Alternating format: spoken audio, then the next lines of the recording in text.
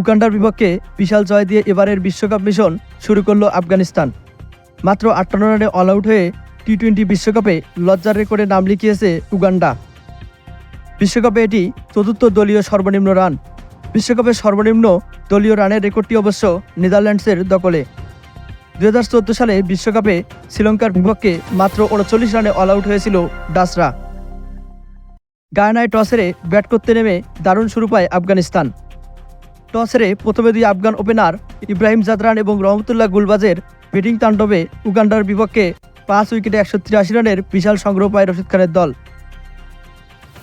জবাবে ব্যাট করতে নেমে মাত্র ৫৮ রানেই গুটিয়ে যায় প্রথমবার টি-20 বিশ্বকাপ খেলতে আসা দল উগান্ডা। ১৮৪ রানের লক্ষ্যে ব্যাট করতে নেমে শুরু থেকেই উইকেট হারাতে থাকে উগান্ডা। ফজলুল হক ফারুকীর প্রথম ওভারেই ২ উইকেট হারায় তারা। এরপর দ্বিতীয় ওভারে উইকেট হারায় উগান্ডা। নিয়মিত বিরতিতে উইকেট হারাতে থাকে তারা। শেষ পর্যন্ত মাত্র ৫৮ রানে থামে উগান্ডার ইনিংস। উগান্ডার হয়ে মাত্র ২ জন ব্যাটসম্যান ২ অঙ্কের রান করতে পেরেছিলেন।